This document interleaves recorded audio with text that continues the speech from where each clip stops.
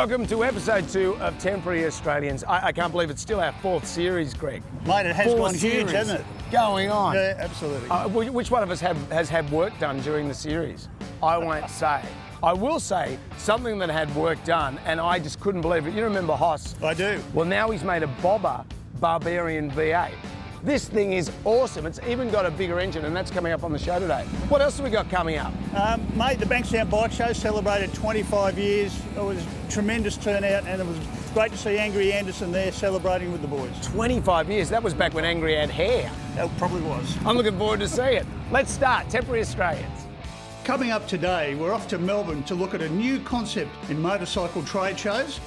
We go to Perth to find some classic Japanese bikes. Harley Davidson launches its Street 500. We discover what Exodus racing is all about. And Troy Bayliss takes us on a Ballistic Scramble.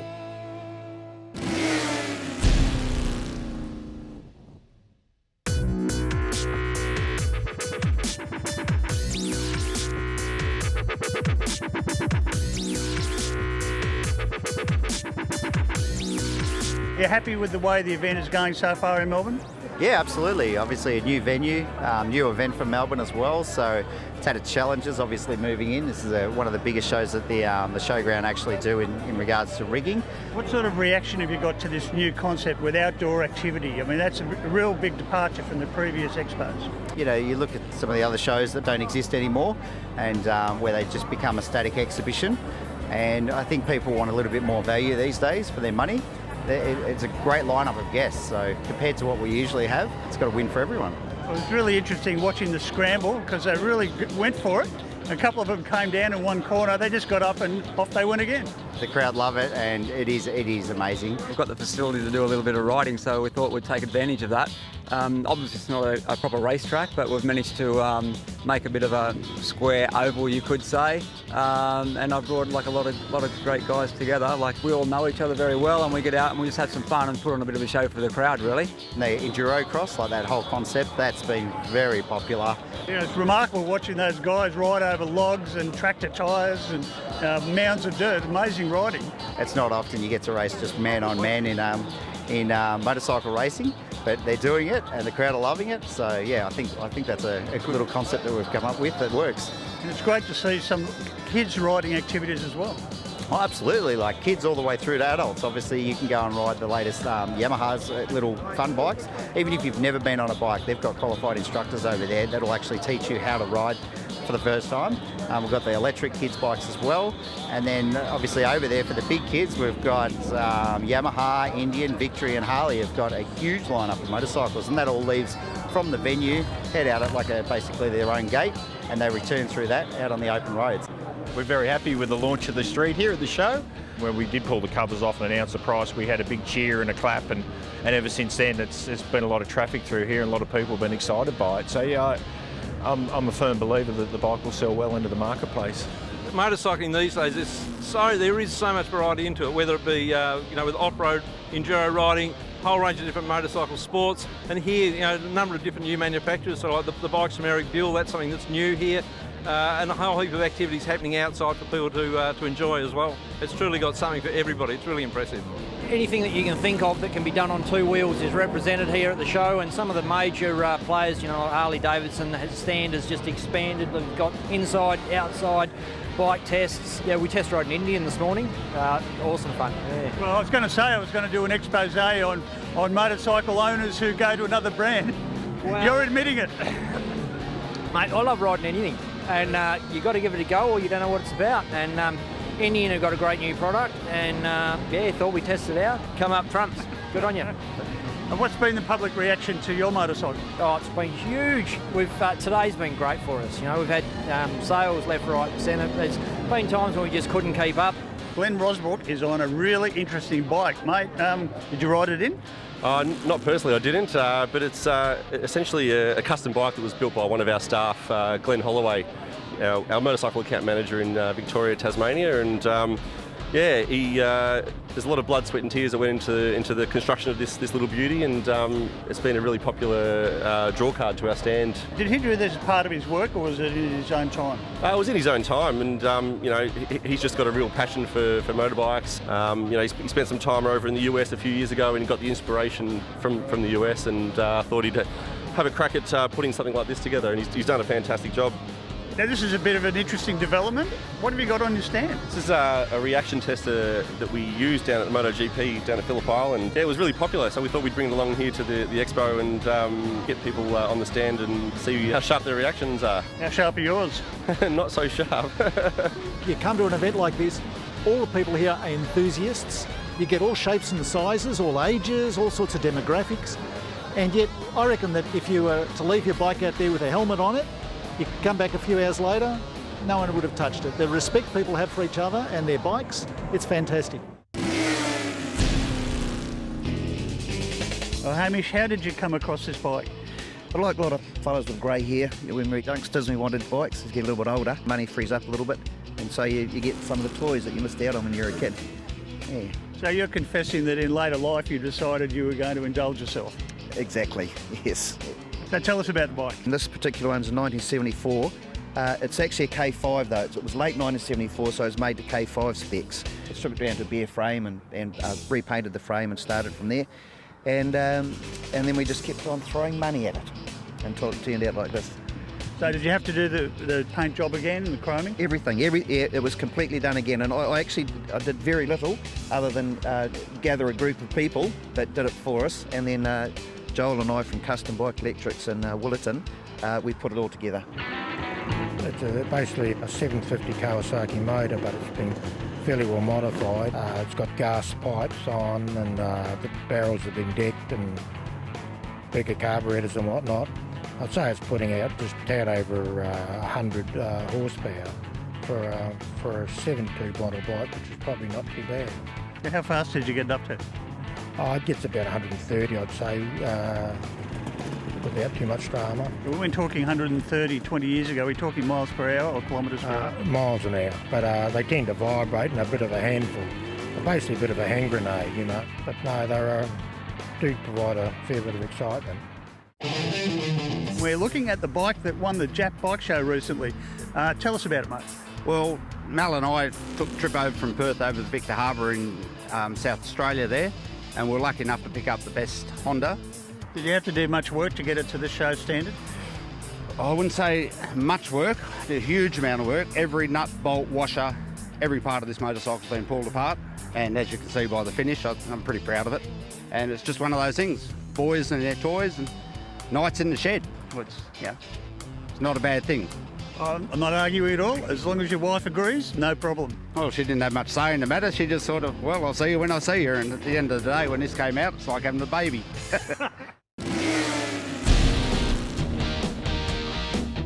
Congratulations, 25 years is quite a significant achievement. Yeah, thank you, Greg. It's been a long haul, but it's certainly been worth it. How did your show start out? We noticed that there wasn't really shows just focusing on motorcycles, and that's what we thought. We wanted to show all types of motorcycles. There's so much activity going on here. Obviously you've got bikes going around here on the tar, but out on the dirt, all sorts of stuff. Yes, that's what I mean. Every year we try to make it different, but there's always the favourites. Like we've got all ages long track, we've got supermoto, stunt guys, we have trials riders at different times. You know, the list just goes on, Greg. Well, you've got some names in off-road racing here too. And you think it fits well with the custom motorcycling side of things? It is, from trials to super motard to road racing and flat track. Flat track's my genre, and it just fits in perfectly with what we're doing here today. Black Label are appearing here. They're pretty iconic in the motorcycling community. You've had them before, I believe.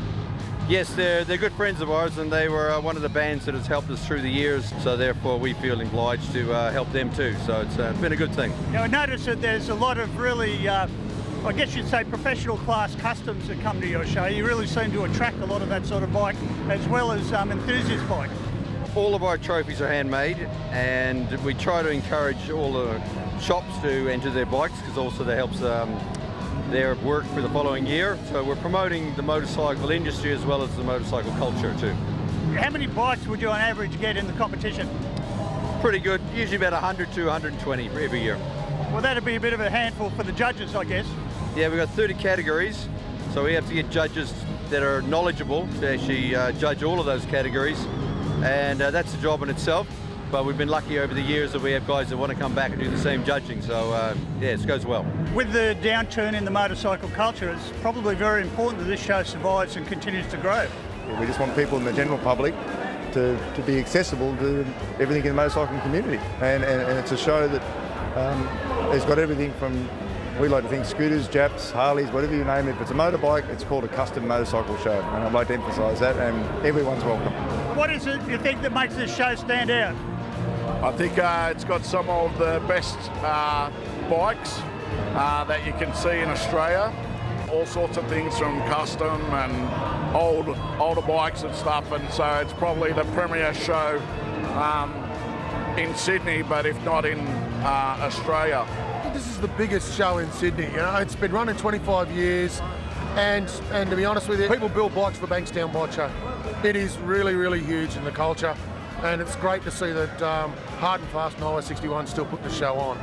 Where other shows have gone by the wayside, they've persisted and kept it running, and we're proud to be associated with it. The amazing thing about it is that the quality's always been kept up.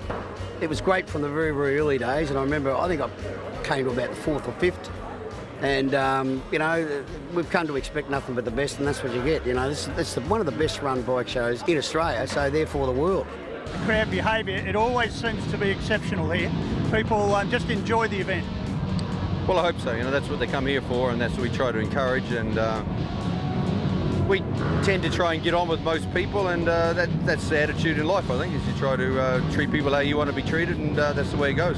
Everyone's welcome at Bankstown? Absolutely, everyone's welcome. Yeah, it's great.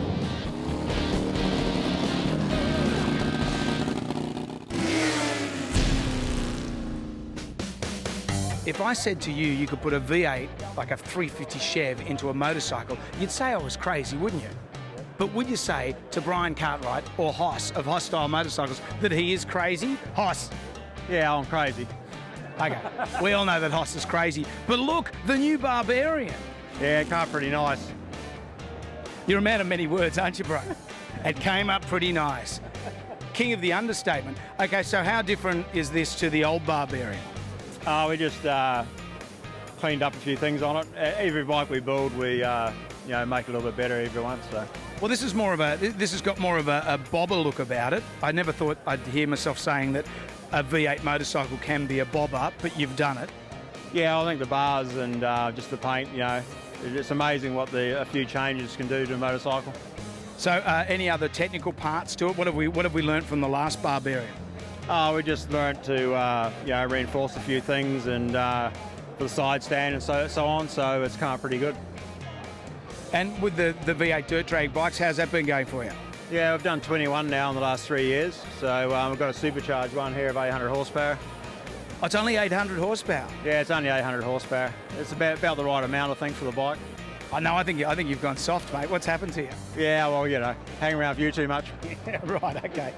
I want to buy a Barbarian. What sort of deal will you give me? I'll do you a deal, but normally they're 45 grand plus tax. That's a pretty good deal. That's a lot of bike for 45 grand. Yes, it is, yeah. 330 horsepower. Thank you, Hoss. And you usually have these V8 girls with you, Barbarian girls? Yeah, they just hang around like a bad smell. I can't get rid of them. Right. So, that's a compliment, ladies, by the way. You're a real charmer, Hoss. Yeah, I am. Thank you.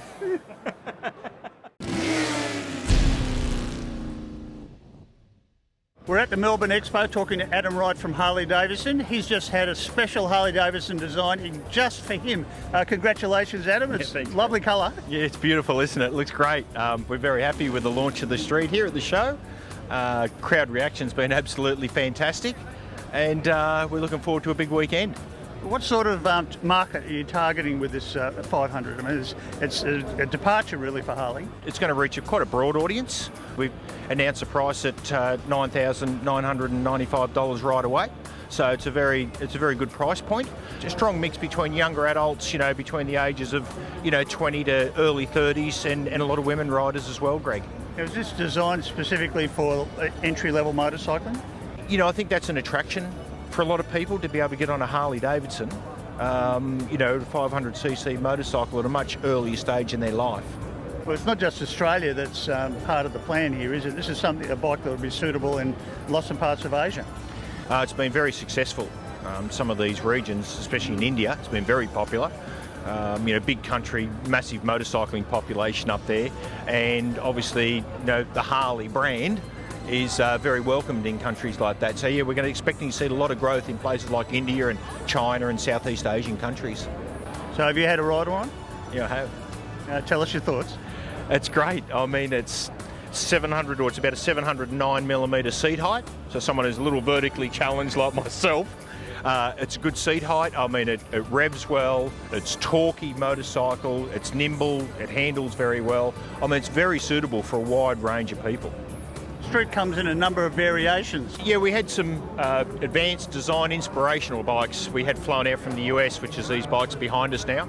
And I mean, for us as a brand, it is about the whole customisation piece. As we say, it's a bit of an extension of your own personality, and that's what we're about, and that's what we're going to offer with Street as well. In general, the feedback so far, when we did the launch here, the reveal yesterday, and we pulled the covers off, we had probably 500 people surrounded, and when we did pull the covers off and announce the price, we had a big cheer and a clap, and ever since then, there's been a lot of traffic through here, and a lot of people have been excited by it. So yeah, I'm a firm believer that the bike will sell well into the marketplace. Well, tell us about your drag racing. What competition are you in? We run in modified bike at Western Sydney Dragway. So is that a national title or is it a state one? This is a state title. There's another series that run on the national level. So how have you been going? I've been going good. It's a new learning curve for me. It's a step up from street bike class last year to modified this year, and it's something that I'm looking forward to. It's just to learn the development of the bike and just to get it to run nice and sweet.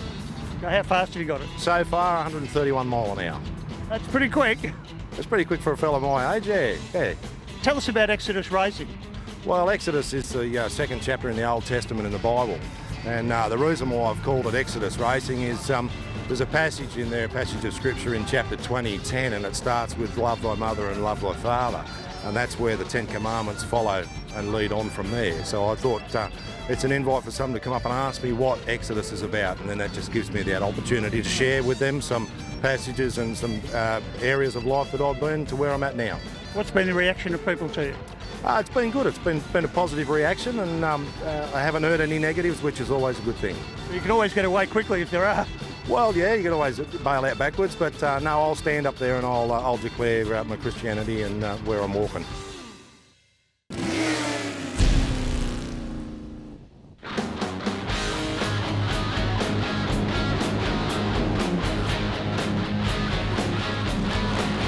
Troy, tell us about the Baylisstic Scramble. We're here at the Melbourne Motorcycle Expo. We've got the facility to do a little bit of riding, so we thought we'd take advantage of that. Obviously it's not a proper racetrack, but we've managed to make a bit of a square oval, you could say. And I've brought like a lot of great guys together. Like we've got a few world champions and like the best dirt trackers and some great road racers as well. Bring them together and we do like a little bit of a speedway meeting, score it down 5-1, and yeah, we just get out there and like we all know each other very well, and we get out and we just have some fun and put on a bit of a show for the crowd, really. It's amazing, the track there, like seeing them going around on that tight circuit, very enjoyable. Well, yeah, especially when some of them went down, they just got up and kept on racing. Yeah, well, look, hopefully that's what happens most of the time when people come off. I don't actually like watching it that much as the promoter, but look, Troy loves it and the crowd love it, and it is amazing. I enjoy actually watching people's faces watch the races. Tell us some of the famous names you had racing with you. Out here then, well, we had the team captains, myself, Jason Crump, Steve Gore, Christopher Meehan, and Paul Kaslik, who's a legend flat track racer here in Australia. But then underneath them we had the fastest dirt track riders and road racers in Australia, guys like Hookie and Herfrost and like stacks of guys. It doesn't get any faster than that. Yeah, it has seemed to me that this concept, it works really well here at the Melbourne Showground because everything's close. You can do the outdoor activity and the show and the shine and the displays, and it's all relatively easy walking distance. Has that proved popular, do you think, with people? Yeah, without a doubt. You know, the people down in Melbourne, they love their events and supporting sports, so I'm pretty confident we'll see a good crowd this weekend, and the weather's been perfect. That was a great story. I like seeing that because those guys fall off more than me. Well, they bounced all right and they got back up and kept on riding. It was impressive. Unlike me. But that's for another time. I hope you enjoyed the show. We'll be back again next week for another edition of Temporary Australians. Until then. See ya.